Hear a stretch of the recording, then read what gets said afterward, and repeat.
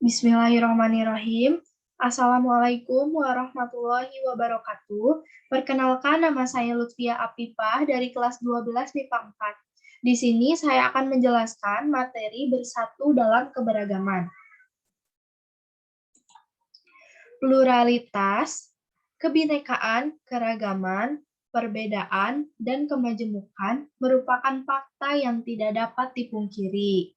Bahkan dalam tradisi Islam, Al-Quran pun menegaskan hal ini tuh merupakan ketetapan Allah Subhanahu wa taala.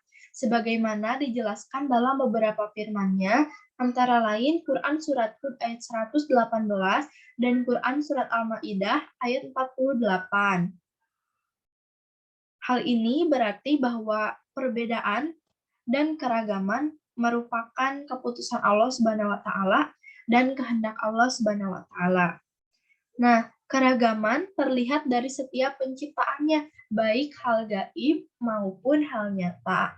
Keragaman juga terjadi pada pemahaman, ide, pendapat, pemikiran, suku, ras, agama, dan sebagainya. Masih banyak lagi. Nah, Islam telah memberikan sinyal bagi kaum muslimin dalam menyelesaikan perbedaan, yaitu dengan bermusyawarah dalam segala urusan, sesuai dengan firman Allah dalam Quran surat Al-Imran ayat 159, dan kemudian ketika kita dalam permusyawarahan memiliki berlainan atau perbedaan pendapat tentang sesuatu, maka untuk mendapatkan hasil musyawarah tersebut, kita kembalikan kepada Allah Subhanahu wa taala. Jadi kita merujuk apapun kita melakukan musyawarah, kita harus merujuk lagi kepada Al-Qur'an dan As-Sunnah. Sesuai dengan firman Allah dalam Quran surat An-Nisa ayat 59. Nah, kemudian Allah Subhanahu wa taala berfirman, A'udzubillahi minasyaitonir rajim. Bismillahirrahmanirrahim. Fabima rahmatin minallahi lintalahum walau kunta faddon golido qalbi lang faddu min hawlika fa'fu anhum wastaghfir lahum wa syawirhum fil amri fa iza azamta fatawakkal 'ala Allah innallaha yuhibbul mutawakkilin, yang artinya, maka berkat rahmat Allah, engkau Muhammad berlaku lemah lembut terhadap mereka. Sekiranya kamu bersikap keras dan berhati kasar, tentulah mereka menjauhkan diri dari sekitarmu. Karena itu, maafkanlah mereka dan mohonkanlah ampunan untuk mereka, dan bermusyawarahlah dengan mereka dalam segala urusan. Kemudian apabila engkau telah membulatkan tekad, maka bertawakallah kepada Allah. Sungguh Allah mencintai orang yang bertawakal. Quran, Surat Al-Imran, ayat 159. Nah, itu dia salah satu firman Allah yang menjelaskan tentang bermusyawarah. Nah, dalam ayat tersebut tertera 3 sifat dan 3 sikap yang secara berurutan disebutkan dan diperintahkan untuk dilaksanakan sebelum musyawarah maupun setelah musyawarah. Nah, jika sebelum musyawarah, kita harus memiliki sikap lemah lembut, tidak kasar, dan tidak berhati keras. Adapun sikap yang harus diambil setelah bermusyawarah, yaitu memberi maaf kepada peserta musyawarah apapun bentuk kesalahannya. Jika semua peserta musyawarah bersikap memaafkan, maka yang terjadi adalah saling memaafkan, sehingga setelah musyawarah selesai, tidak akan ada yang merasa sakit hati. Selain itu, di samping ayat-ayat tersebut atau firman-firman Allah yang tadi, ada hadis yang menegaskan bahwa Rasulullah SAW adalah orang yang paling suka bermusyawarah dalam banyak hal, yaitu hadisnya berbunyi seperti berikut. Artinya, dari Abu Hurairah, ia berkata, aku tidak pernah melihat seseorang yang lebih sering bermusyawarah dengan para sahabat daripada Rasulullah Shallallahu Alaihi Wasallam. Hadis riwayat At-Tirmizi.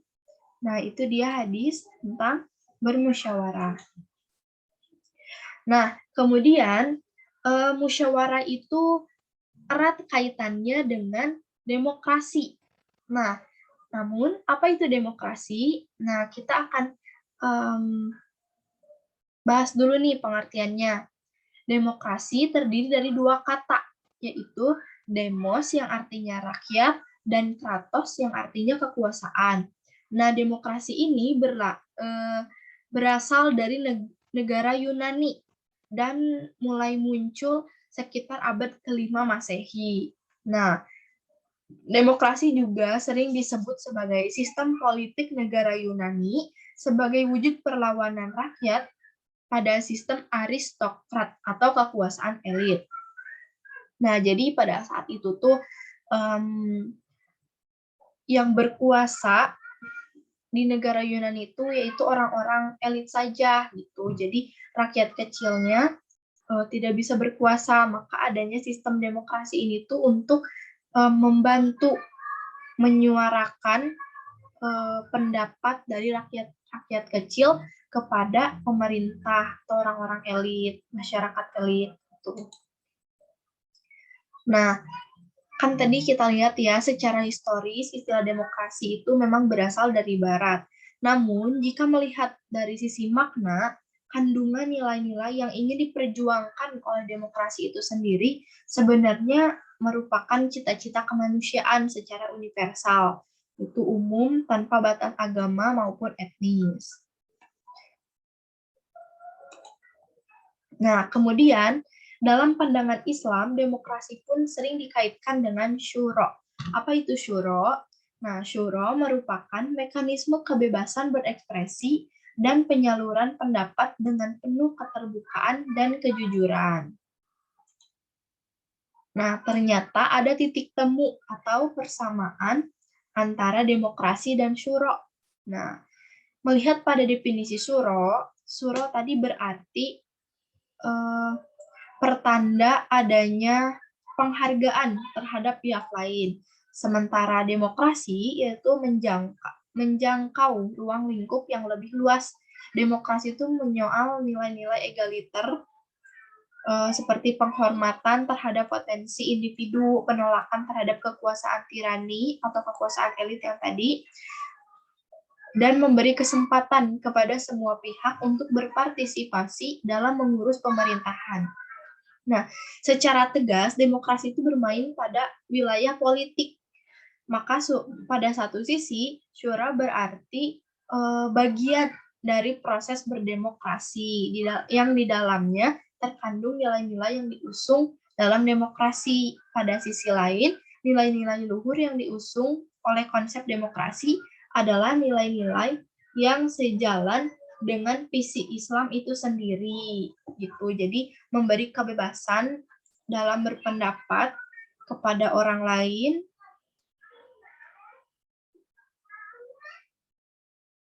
untuk bermusyawarah ataupun untuk pemerintahan. Nah, ini ada beberapa contoh perilaku yang bisa kita lakukan dalam kehidupan sehari-hari. Yang pertama, saling menghargai perbedaan pendapat, apalagi ketika bermusyawarah, misalkan kita sedang berdiskusi ataupun mengerjakan tugas bersama gitu, kayak kerja kelompok. Nah, kita harus bisa menghargai perbedaan pendapat. Yang kedua, mementingkan maslahat umum dibanding diri sendiri. Yang ketiga, tidak memaksakan kehendak pribadi. Yang keempat, memberikan kesempatan kepada orang lain untuk melakukan ibadah sesuai keyakinannya dengan cara yang baik. Dan sebenarnya masih banyak contoh perilaku yang bisa kita lakukan dalam kehidupan sehari-hari yang mencerminkan bersatu dalam keberagaman. Mungkin itu saja yang bisa saya sampaikan. Mohon maaf apabila ada kekurangan dan kesalahan. Terima kasih. Wassalamualaikum warahmatullahi wabarakatuh.